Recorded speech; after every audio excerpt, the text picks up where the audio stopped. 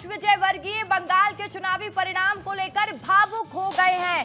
देखिए, जो पिछला चुनाव था तब कैलाश विजयवर्गीय प्रभारी के तौर पर बंगाल में लगातार मेहनत करते रहे, लेकिन भारतीय जनता पार्टी को सिर्फ 77 सीट मिली थी। लेकिन इस बार के चुनावी परिणाम अलग है और कैलाश विजयवर्गीय भावुक नजर आए, भावुक हो गए हैं कैलाश विजयवर्गीय। अनामिका जी, आपके नेता तो अब भावुक हो रहे हैं।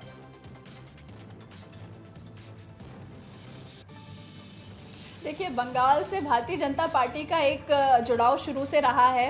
बंगाल से भारतीय जनता पार्टी का वैचारिक जुड़ाव भी रहा है, तो मुझे लगता है कि भावुक होना स्वाभाविक है कि वहाँ एक जो परिवर्तन हमने एक्सपेक्ट किया था, आज हम उस परिवर्तन की राह पे हैं और जिस तरह के परिणाम हमने सोचे थे आज वही परिणाम आ रहे हैं, तो ये सब खुशी के आंसू हैं। और मुझे लगता है कि हम सभी कार्यकर्ता इस चीज़ को लेकर बहुत ही उत्साहित और बहुत ही खुश हैं कि बंगाल में एक बहुत अच्छा परिवर्तन देखने को मिल रहा है। बिल्कुल प्रगति जी, चलिए ठीक है, अभी आप कह रही हैं कि परिसीमन की वजह से असम में ऐसी स्थिति बनी, लेकिन बंगाल की अगर बात करेंगे तो बंगाल में सीपीएम से कम सीटें कांग्रेस के पास है। सीपीएम की स्थिति भी ठीक है, वोट देखिए सीपीएम से भी कम है, तो क्या ये चिंता का विषय नहीं है?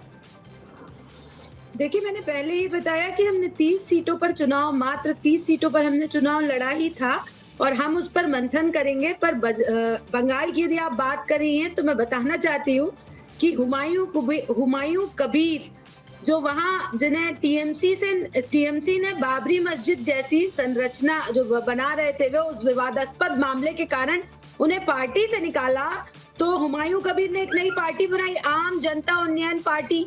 और किसने हुमायूं कबीर जी को 1000 करोड़ रुपए दिए? उस व्यक्ति को जो बाबरी मस्जिद बना रहा था। तो देखिए, डबल माइंडेड है भारतीय जनता पार्टी की सरकार बनाने के लिए भारतीय जनता पार्टी के लोग किसी भी हद तक जा सकते हैं। बाबरी मस्जिद बनाने के नाम पर जिन्हें टीएमसी ने निलंबित किया था, हटाया था, उन्होंने नई पार्टी बनाई और उन्हें कहीं ना कहीं 1000 करोड़ के फाइनेंस की मदद की भारतीय जनता पार्टी ने, जिसके कारण भारतीय जनता पार्टी को इसका वहां पे फायदा मिला है और भारतीय जनता पार्टी वहां पे सरकार बनाई है। उसके कारण ही आप देखिए, सारे केंद्र के नेता, सारी केंद्र की एजेंसियां, सीआरपीएफ वहां पे लगी हुई थी।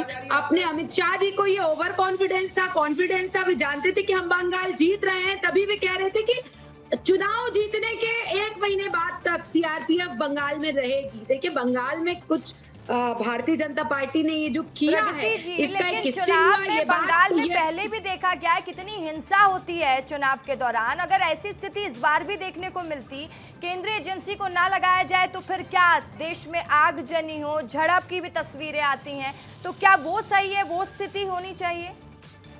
देखिए, जो मैं बयान बता रही हूँ अमित शाह जी का, जो उन्होंने बयान दिया कि हमारे चुनाव जीतने के बाद भी वहां पे सीआरपीएफ रहेगी, वो लोगों से बता रहे थे कि हिंसा से डरिए मत, चुनाव हम जीत रहे हैं, और उनका जो कॉन्फिडेंस था वो ये बता रहा था। तो कहीं ना कहीं इनका कुछ ऐसा गणित था। मैं थोड़ा सा यहाँ पे प्रगति जी को टोकना अनामिका जी, सीआरपीएफ से दिक्कत है, हिंसा से डरिए मत। आप ये बात एक्सेप्ट कर रही हैं कि हिंसा से मत डरिए, बिल्कुल मत डरिए हिंसा से, और आप लोगों से वो अपील कर रहे हैं कि बिना हिंसा से डरे आप घर से बाहर निकल के वोट दीजिए। ये बात तो आप ही एक्सेप्ट कर रही हैं। मैं तो आप ही के सेंटेंस को दोहरा रही हूँ कि पब्लिक अच्छे से सुने कि माननीय उन्होंने ये कहा, उन्होंने अपने प्रचार वीडियो में ये कहा, हमारे चुनाव जीतने के बाद भी बंगाल में सीआरपीएफ रहेगी। ठीक है, मतलब उनको ये पता था कि हम चुनाव जीत रहे हैं, जो हमने सेटिंग की है वो सेटिंग 100% ठीक है। देखिए, जब तक ज्ञानेश जी है तब तक चुनाव भारतीय जनता पार्टी का है। पूरा देश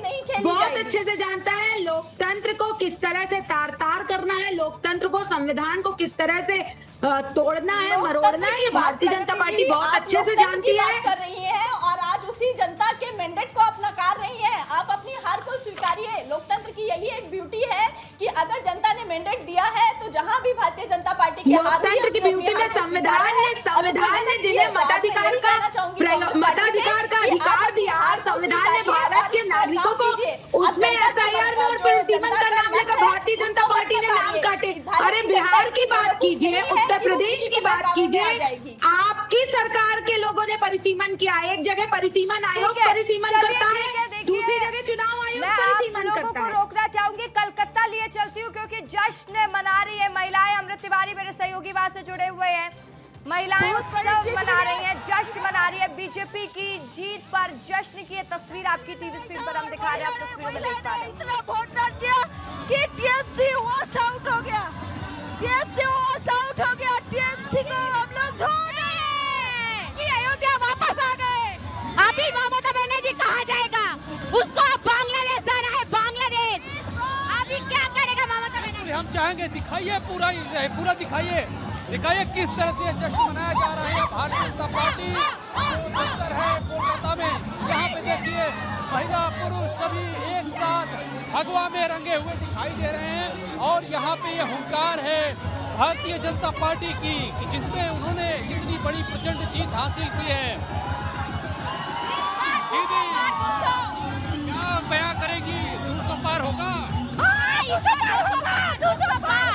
आपने इतनी प्रचंड जीत हासिल कर ली, थोड़ा टीएमसी को भी छोड़ दीजिए। अरे हम लोग को चाहते हैं उसको एक भी वोट ना मिला, लेकिन थोड़ा सा मिल गया। लेकिन ममता बनर्जी आप देख लो कि बीजेपी का क्षमता क्या है। आप ममता देख लो बीजेपी की क्षमता।